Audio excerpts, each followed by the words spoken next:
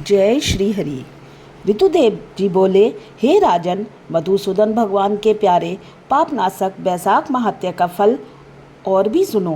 प्राचीन काल में पांचाल देश में पुण्यशील और बुद्धिमान भूरियश का पुत्र पुरुयश था। पिता के मरने पर वह राजा हुआ।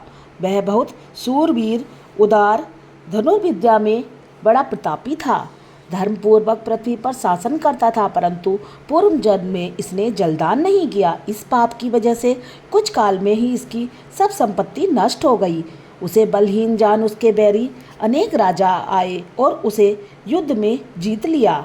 राजा परास्त होकर सिसिनी, रानी और धात्रादि गढ़ साथ ले जहाँ का मार्ग कोई नहीं जानता था, ऐसी पहाड़ की कंदरा में घुस गया। वहाँ 53 वर्ष व्यतीत किए।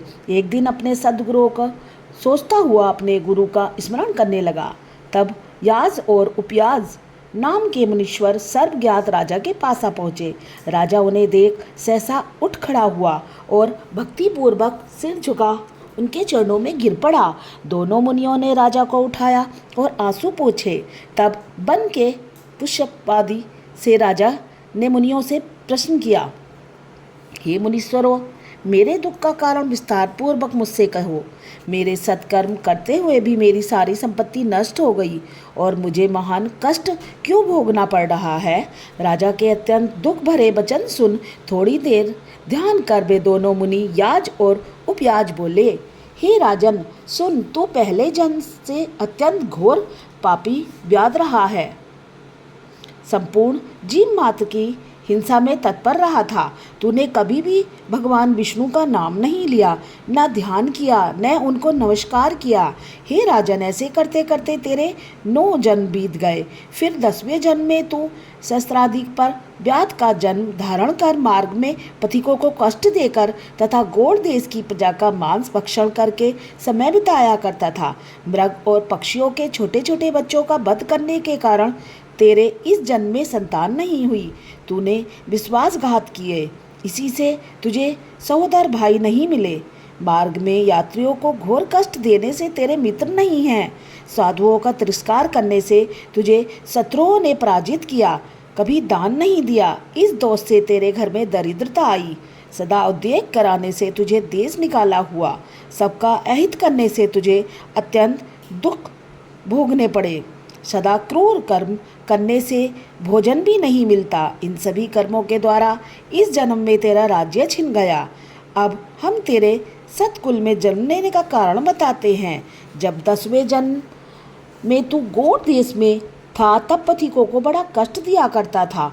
एक दिन कंटक में वन में 2 वैश्य और कर्षण नामक मुनि आए, जिनमें से एक वैश्य को तूने मार डाला और उसका सब छीन लिया, और दूसरा अपनी जान बचा अपने धन को कहीं लता पत्रों में फेंक गया। और कर्षण मुनि भी अपनी मृत्यु के डर से धूप में भागे तो तृषा और धूप से व्याकुल मूर्छित हो गिर पड़े।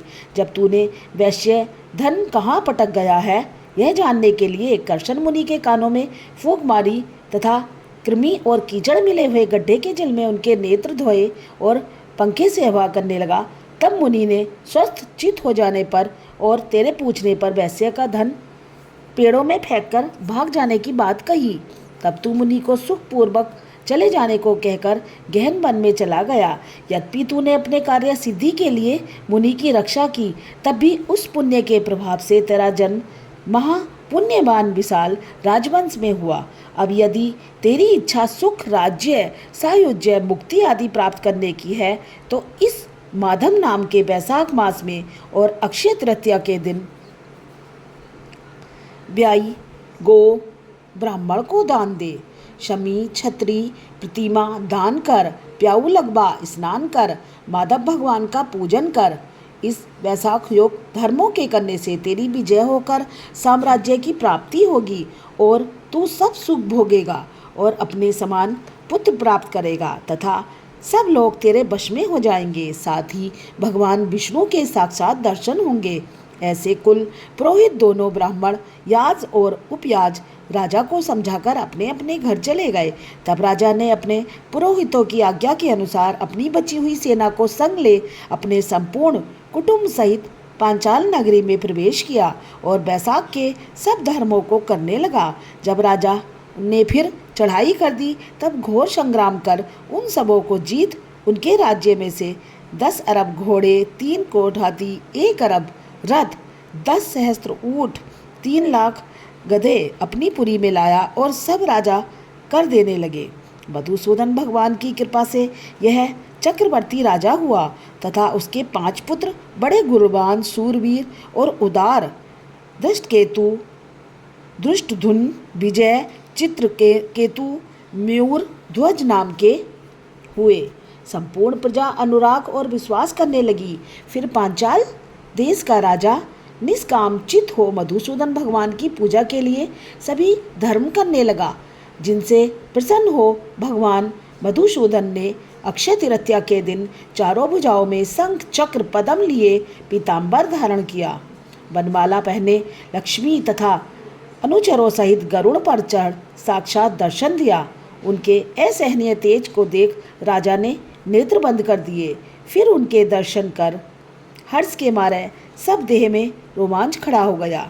नेत्रों से आंसू गिरने लगे और अत्यंत भक्तिपूर्वक हाथ जोड़कर सिर झुका स्तुति करने लगा। ओम बैसाख मास महात्म्य अध्याय 15 समाप्त। जय श्री हरि।